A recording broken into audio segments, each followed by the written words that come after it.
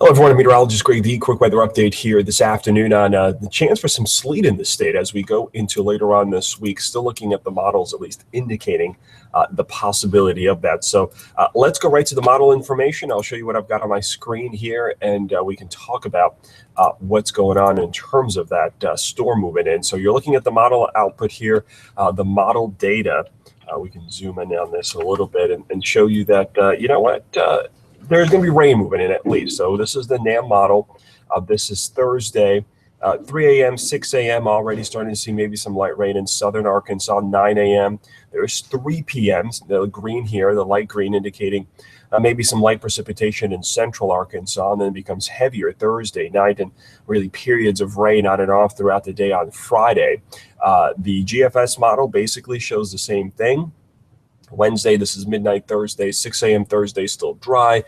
By noon, southwest Arkansas starts getting that precipitation. By 6 p.m., it overspreads much of the state with the heaviest stuff I-40 south, and then it just kind of continues in waves right through Friday. And then there's Saturday finally drying out with mainly dry weather into the weekend. So what are we going to get in terms of precipitation? Well, if you look at the GFS, this actually shows the type of precipitation that's falling. You'll see it's mainly green here, indicating rain. This is Thursday, Friday morning, Friday at noon, Friday afternoon, all green, green, green. And the NAM is basically the same too, except it does indicate, and this is a pretty coarse depiction of it, rain in southern Arkansas. This is Thursday at noon, Thursday 3 p.m., Thursday 6 p.m. Now the sun has set, and there it is at 9 p.m., a little pink square there indicating some freezing rain possible, maybe a pocket of some sleet, and then it goes to mainly rain. Now that's a very coarse look at it.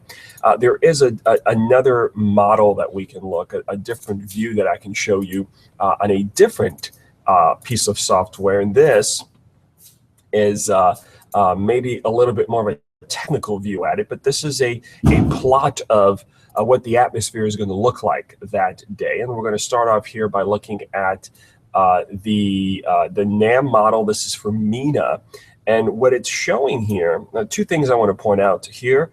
These 3 dots, that indicates the type of precipitation. ZR here, freezing rain, is what this is indicating. A temperature just below freezing, the red line, that's 0 at the bottom. And then back here on this chart, these dots also indicate the type of precipitation that we'll be seeing at the time. And the red dots are in the ZR, freezing rain, rain, or IP, ice pellet part of the chart. That is indicating a chance of freezing rain or sleet in MENA. But then this is Thursday night, this is Thursday afternoon at 2 p.m. Notice everything goes to rain as the temperature just slowly ekes up to above freezing and continues to do so quite a bit into Friday. In fact, when you look at the temperature in MENA above the ground, there's the 0 temperature line right here. Everything to the right of it is above freezing. So the temperature is going to be above freezing for quite a bit of time. In fact, for a good portion of the atmosphere, the temperature is going to be above freezing. I can actually tell you from about 8,000 or 9,000 feet down to the surface almost, we'll see above freezing temperatures with some cold air right near the surface. And that's why this is not a snow forecast. It's not going to snow in central Arkansas or western Arkansas. There's just, everything's going to be melting by the time it gets down to the ground. Here's Little Rock, same deal. This is Thursday, 9 p.m. 5 p.m. This model, the NAM, has actually backed off its sleet forecast and freezing rain forecast for Little Rock and has kept it all rain in this case. Same deal in Pine Bluff, all R's rain, the temperature just above freezing. So it's close, and it's conceivable that in Little Rock, if the temperature is just 1 degree colder, and really that's all it's going to take, we could be talking about freezing rain instead of rain. Forecast for Jonesboro. Now, this is a little different, or actually, I should say Batesville. I don't have the latest Jonesboro data. Let's see if I can pull up Batesville here. We are going to be looking at least the possibility of maybe some sleet or freezing rain mixing in, though even here, rain and freezing rain is what the dots here on this chart are indicating. Though the model itself is just showing rain in Batesville the whole time. So it's right on the line. The forecast temperatures are going to be just above freezing, and they'll actually be heading even higher above freezing as we head into Thursday night into Friday. So I don't think this is going to be a big deal. But any kind of travel concerns late New Year's Day. So New Year's Eve looks fine. That's going to be all dry. It's late New Year's Day that we could actually see some of this begin as freezing rain in pockets, valley locations. Now, those the models cannot forecast. The model gives you a general forecast for the state.